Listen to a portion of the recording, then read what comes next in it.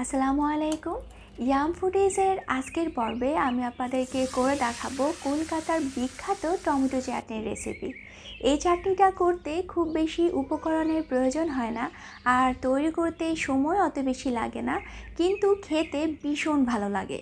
বিশেষ করে পোলাও, বিরিয়ানি কিংবা ফ্রাইড রাইসের সাথে যদি আপনি এই চাটনিটা তৈরি করে একবার খেয়ে দেখেন, তখন আর এইসব আইটেমের সাথে অন্য আচার আর ভালোই লাগবে না। চলুন তাহলে দেখে নিই কীভাবে তৈরি করবেন।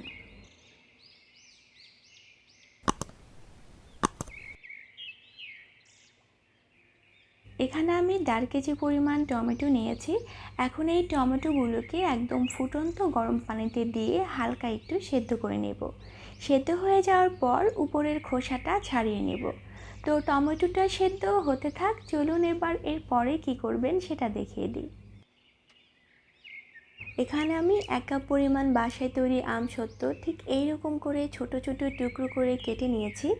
আপনাদের হাতের কাছে যদি আমসত্ত্ব না থাকে তাহলে দোকান থেকে কিনে এনে ম্যাঙ্গো বারও ব্যবহার করতে পারেন, কিন্তু সেটাও যদি আপনার কাছে ঝামেলার মনে হয় তাহলে 1/2 কাপ পরিমাণ তেঁতুলের ক্লথ ব্যবহার করতে পারেন।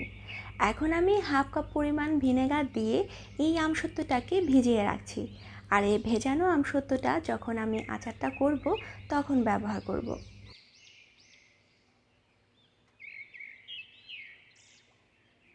টমেটোগুলো সেদ্ধ হয়ে গিয়েছে। এখন আমি এই টমেটোটাকে একটু ঠান্ডা করে উপরের খোসাটা ছাড়িয়ে নেব, তারপর একদম ছোট ছোট টুকরো করে কেটে নেব। অনেকে আছে এই টমেটোর আচারটা করার সময় টমেটোটাকে ব্লেন্ড করে ফেলে, কিন্তু আমার কাছে ওভাবে একদমই ভালো লাগে না। আপনার যদি ভালো লেগে থাকে ওভাবেও করতে পারেন। আর যখন টমেটোটাকে ঠান্ডা হওয়ার জন্য রাখবেন তখন একটি ছিদ্রযুক্ত কিছুতে রেখে ছুরি দিয়ে একটু কেটে কেটে দিবেন, তাহলে ভেতরে যে বাড়তি পানিটুকু আছে সেটা বের হয়ে যাবে। আর যখন আপনি আচারটা করতে যাবেন তখন সময়টা কম লাগবে। টমেটোগুলো কাটা হয়ে গিয়েছে, চলুন এবার আচারটা করে নিই।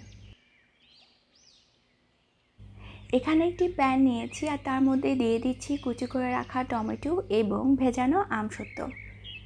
একটুখানি মিশিয়ে নিয়ে আমি বাকি উপকরণগুলো দিয়ে দিব। আমার একটু ঠান্ডা লেগেছে, তাই আমার কথা বুঝতে যদি আপনাদের কোনো সমস্যা হয়ে থাকে, কোনো কিছু না বুঝে থাকলে অবশ্যই কমেন্ট সেকশানে জানাবেন। এখন দিয়ে দিচ্ছি 1/2 চা চামচ লাল মরিচের গুঁড়ো, 1/2 চা চামচ হলুদ গুঁড়ো এবং 1 চা চামচ লবণ। লবণটা পরে আমার আরও একটু লেগেছিল, তাই আপনি আপনার স্বাদ অনুযায়ী ব্যবহার করবেন। এখন আমি সবগুলো উপকরণকে খুব ভালো করে মিশিয়ে নিয়ে পানিটা কিছুটা শুকিয়ে যাওয়া পর্যন্ত রান্না করব। পানিটা অনেকটাই শুকিয়ে গিয়েছে। এখন দিয়ে দিচ্ছি 1/4 কাপ চিনি। এখানে চিনির পরিমাণটা কতটুকু দিবেন তা একান্তই আপনার পছন্দের উপর নির্ভর করবে। আপনি কতটুকু মিষ্টি খেতে পছন্দ করেন সে অনুযায়ী দিবেন। আমার কাছে অতিরিক্ত মিষ্টি আচার একদমই ভালো লাগে না, তাই আমি কম দিয়েছি। এখন আমি চিনিটা গলে যাওয়া পর্যন্ত অপেক্ষা করব, তবে অবশ্যই খেয়াল রাখতে হবে নিচে যেন আবার লেগে না যায়। চিনিটা একদমই গলে গেছে, তবে এই সময় আপনাকে একটু দেখে নিতে হবে সব কিছু আপনার মনের মতো হয়েছে কিনা। কোনো কিছু কম মনে হলে মিশিয়ে নিতে পারেন। আর আপনি যদি এই চাটনিটাকে অনেক দিনের জন্য সংরক্ষণ করে রাখতে চান তাহলে এই সময় আরও 1 টেবিল চামচ ভিনেগার মিশিয়ে নিতে পারেন। এখন আমি চাটনিটাতে দেওয়ার জন্য একটি বাগার তৈরি করে নিব। তো চলুন দেখে নিই বাগার তৈরিতে আমার কি কি উপকরণ লাগছে। এখানে আমি একটি প্যান নিয়েছি আর তার মধ্যে দিয়ে দিচ্ছি 1 কাপ পরিমাণ সরিষার তেল। এবার দিয়ে দিচ্ছি 4-5টি শুকনো মরিচ, আর এই মরিচটাকে আমি একটুখানি ভেজে দিয়ে দিব 1 চা চামচ মৌরি এবং 1 চা চামচ গোটা সরিষা।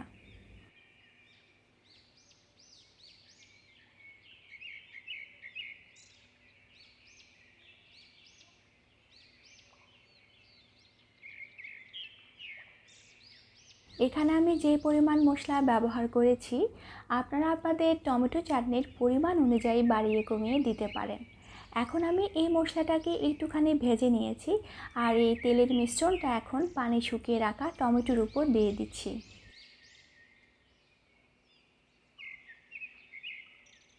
এখন খুব ভালো করে মিশিয়ে নিতে হবে। এখানে 1.5 কেজি টমেটো থেকে এতটুকু চাটনি হয়েছে, কিন্তু কিছু টমেটো থাকে একটু মাংস বেশি, আবার কিছু টমেটোর ভেতরে একটু ফাঁপা থাকে। তাই আপনি যে পরিমাণে টমেটো চাটনি করেন না কেন, সিদ্ধ করে নেওয়ার পর যদি কম মনে হয় তাহলে আরেকটু টমেটো সিদ্ধ করে মিশিয়ে নিতে পারেন। তবে অবশ্যই টমেটো চাটনির পরিমাণ অনুযায়ী মশলা এবং ভিনেগারের পরিমাণটাও কিন্তু বাড়িয়ে কমিয়ে দিতে হবে। এখন দিয়ে দিচ্ছি 2 চা চামচ পাঁচফোড়ন গুঁড়ো। আর এই পাঁচফোড়নটা দেওয়ার সাথে সাথে কিন্তু খুব সুন্দর একটা স্মেল বের হচ্ছে। আর এখন আমি এই পাঁচফোড়নটাকে চাটনির সাথে খুব ভালো করে মিশিয়ে নিয়ে আরও 1-2 মিনিটের মতো চুলায় রাখবো। বিয়ে বাড়িতে একটি চাটনি দেওয়া হয়, এই চাটনিটা খেতে কিন্তু অনেকটা সেরকম। আর আপনারা যখন এই চাটনিটা করতে যাবেন, তেঁতুলটা ব্যবহার না করে আমসত্ব দিয়ে করার চেষ্টা করবেন, তাহলে কিন্তু এই চাটনিটার একেবারে আসল স্বাদটা পাবেন। হয়ে গেছে আমার টমেটো চাটনি।